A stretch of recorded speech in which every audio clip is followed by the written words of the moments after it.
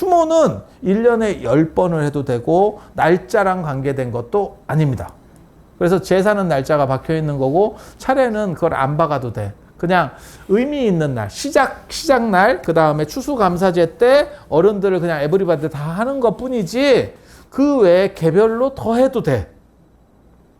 그리고 반대로 얘기하면 줄여도 돼.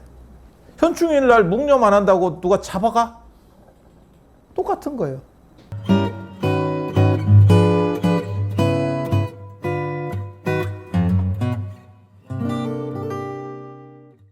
차례는 제사가 아닙니다.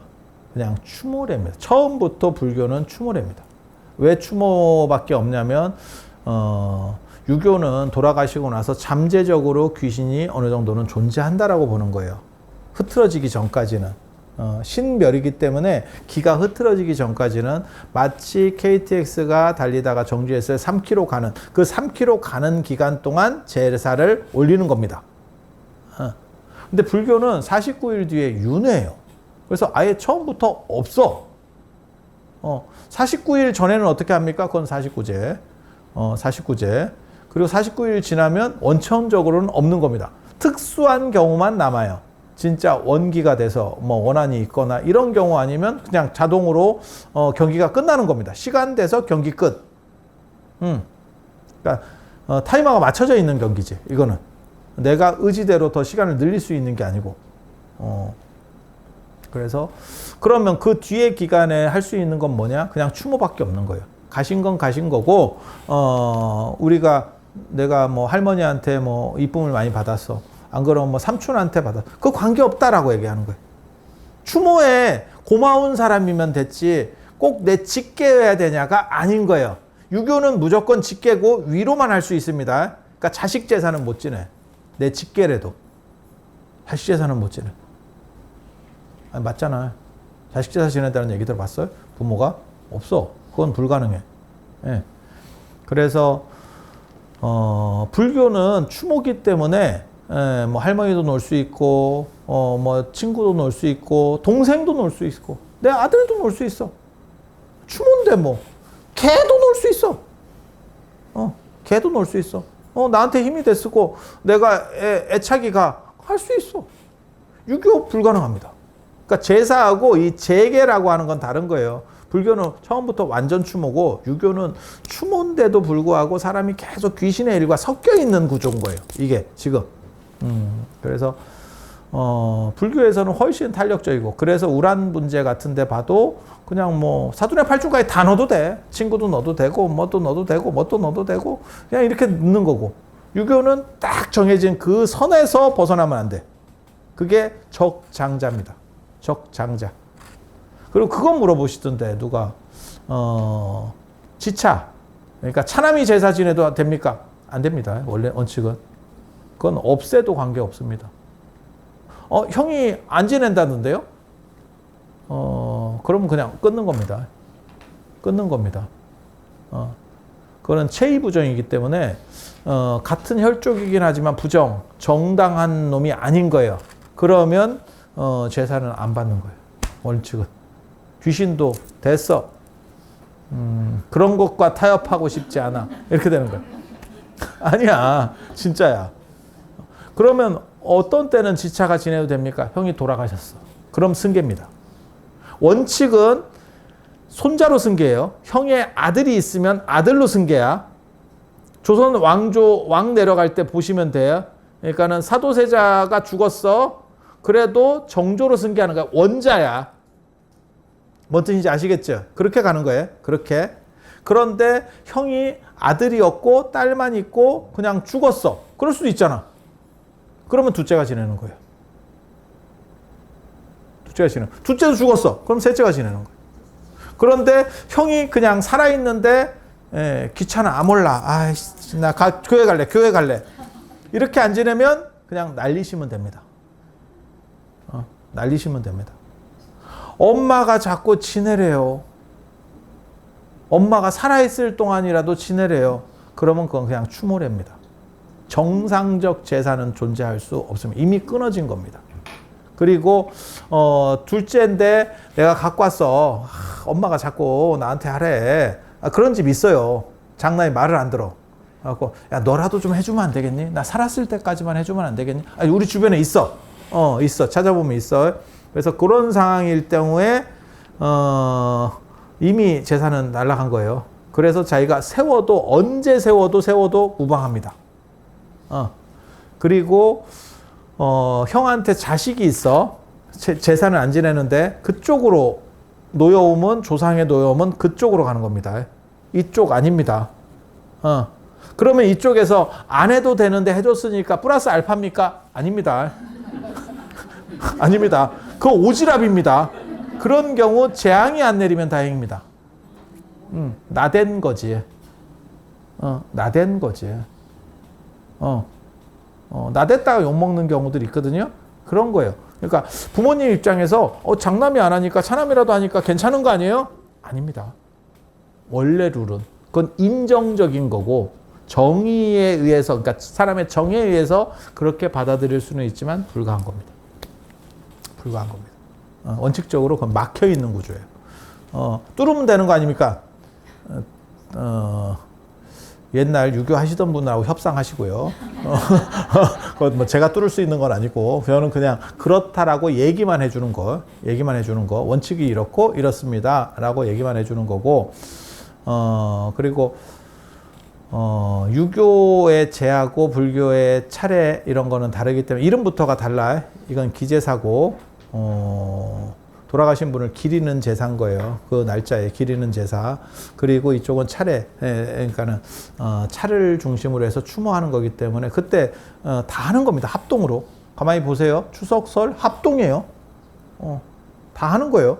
누구 개별로 하는 게 아니에요.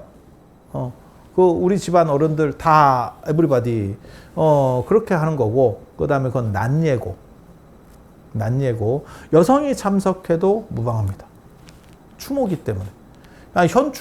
현충일에 전국민 묵념하면 제가 여성인데 굳이 묵념을 해야 되나요? 아니야, 이거 아니야. 그냥 고마워서 하는 거야. 그건 여성 남녀노소 관계가 없는 거예요. 그리고 내 혈족이 아니어도 관계가 없어. 제사는 피로 통하는 거지만 추모는 피하고 관계되는 게 아니야. 뭐 우리가 현충일 날 추모할 때 그 사람하고 나하고 피가 뭐가 섞였는데 이순희 장군하고 나하고 뭔 상관이 있어? 내가 왜 고마워해야 돼? 우리 조상도 아닌데. 그렇게 생각 안 하잖아.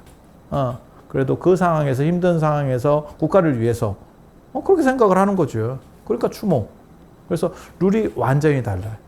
그리고 이쪽은 유교는 술을 쓰고, 아까 그 충문에서 봤잖아. 청주 쓰라고. 맑은 술. 청작. 이렇게 해갖고, 잔으로. 이렇게 딱 쓰라고 되어 있고, 이쪽은 다래니까 차를 쓰는 거고, 그리고 추모래니까 그냥 음식 이런 데 크게 신경 안 써도 돼. 부처님한테 올리는, 우리가 불공 올릴 때도 추모래기 때문에 과일만 몇 종류 올리는 거예요. 거기에 무슨 밥 반찬 올리고 어쩌고 이렇게 안 하잖아. 왜? 상징예거든, 그거는. 상징예거든. 어른을 그냥 모시는 데 상징인 거지, 부처님이 와서 지금 드실 거예요. 그런 게 아니야. 이건 문화에 대한 부분이라니까. 그래서 그래서 간소화시켜도 돼. 얼마든지 간소화시켜도 무방합니다. 추모는 내가 현충일을 기리는데 미국에서들 못 기리냐? 미국에서 한국 현충일이야. 그럼 내가 기릴 수 있는 거죠. 그리고 꼭 추석 설에만 하느냐? 그게 아니에요. 아버지와 관련해서, 어머니와 관련해서 언제가 나한테는 의미 있는 날이야. 그때 아버지가 나한테 집 한 채 사줬잖아. 그럼 그게 아버지 추모일일 수도 있는 거야. 너무 고맙잖아. 그런 고마운 추모일이 없으면 슬픈 겁니다. 그래서 아버지 추모일은 아버지 생일, 돌아가신 날이 아니고 나한테는 집 사준, 그 도장 찍어준 날이야. 그냥 그 추모일로 해도 돼. 관계가 없어. 추모는 1년에 10번을 해도 되고 날짜랑 관계된 것도 아닙니다.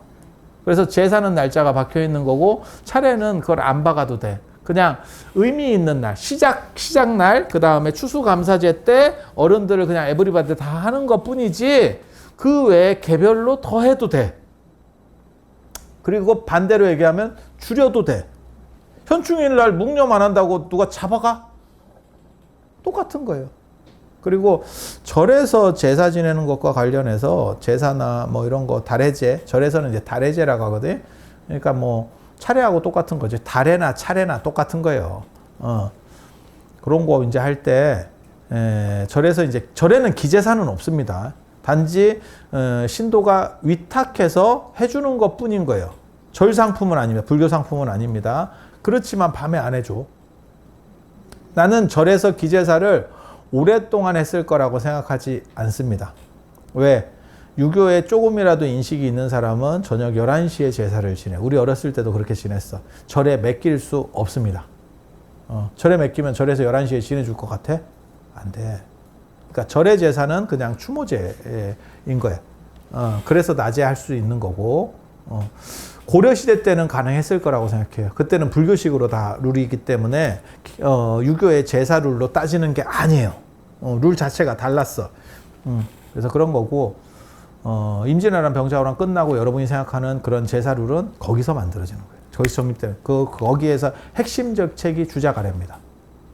주자가래. 그리고 주자가 썼는지 잘 몰라요.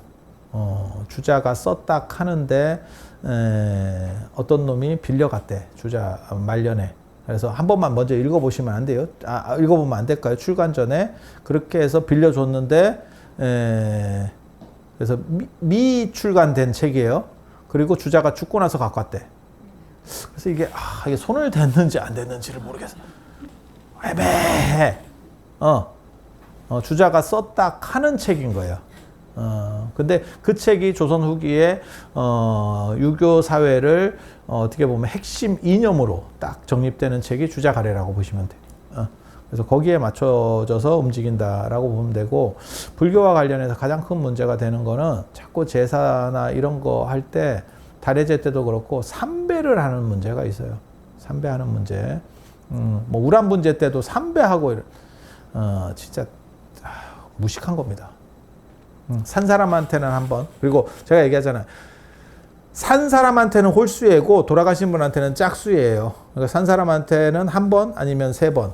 그게 이제 임금이라든지 성인이라든지, 성인하고 임금은 같은 레벨이에요. 그걸 성인 군주론이라고 합니다. 성인과 군주는 같은 레벨이에요. 그리고 많이 할 때는 9번, 9배. 황제한테는 9번 절을 해. 예, 그래서 우리도 삼전도 치욕할 때 인조가 삼계쿠 고들에 청나라 황제한테 9번 박은 거예요. 삼계쿠고에 예를 했다라고 나오는 거고, 그래서 한 번, 세 번, 5번, 7번은 없어. 그냥 9번이야. 이렇게 139로가. 예, 139로가. 그리고 돌아가신 분한테는 짝수예입니다. 그러니까 2번 절하거나 4번 절하거나 4번 절하거나. 큰 스님 달해제 때 가니까 3번 하던데요. 큰 스님은 생사를 초월해 있는 거예요. 그래서 돌아가신 예로 하는 게 아니고 초월 예로 해서 3번 하는 거예요. 부처님도 그래서 3번 하는 거예요. 돌아가셨다는 개념이 아니고 그걸 넘어섰다라는 개념으로 보는 거예요. 그런데 우란분제나 안 그러면 기제사를 할 때 절에서 하니까 3번입니다. 스님이 그렇게 얘기한다고. 말 같지도 않은 겁니다. 진짜 무식한 겁니다. 3번 할 수 없습니다. 그냥 2번입니다. 무조건 돌아가신 분한테는 2번입니다. 물론 우리 아버지가 깨달음을 얻었어. 3번 가능합니다. 3번 가능합니다. 그래서 막 생사를 넘어서 있는 분이야. 3번 가능합니다. 그 외에는 무조건 2번입니다. 그리고 산 사람끼리 절할 때 원래는 큰 스님이라도 서로 한 번이 맞절입니다. 한 번이고 맞절입니다. 그건 상호례입니다. 얘는 무조건 상호례입니다. 그리고 절은 받는 게 아닙니다. 절을 받을 수 있는 사람은 두 종류입니다. 임금하고 부처님. 그 정도 레벨은 받습니다. 임금이 맞절하지는 않습니다. 그런데 영의정이라도 애가 절을 해도 맞절입니다.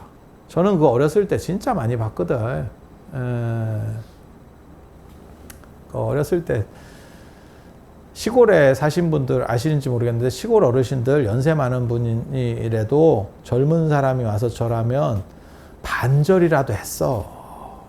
몸을 일으키기가 힘들어. 그러면 그 안에서라도 이렇게 쭉을 튀고 하셔. 왜? 얘는 상호례이기 때문에. 얘는 받는 게 아니에요. 받으면 싸가지가 없는 거예요. 그건 신뢰 무례라고 하는 거예요. 상대가 인사했을 때 내가 인사를 받아 안녕하세요 그러면 안녕하세요 그게 가오가 무너지는 게 절대 아니에요. 안녕하세요 상대가 했는데 내가 이렇게 뜯어먹는 게 무식한 거예요. 얘의 기본을 모르는 거예요. 그런 걸 무례하다, 신뢰하다, 결례했다라고 말하는 거예요. 그래서 상대가 안녕하세요 하면 위에 사람이라도 안녕하세요? 뭐 잘 있었니? 뭐 이렇게. 이게 상호예요. 그래서 절은 맞절입니다. 맞절. 맞절입니다.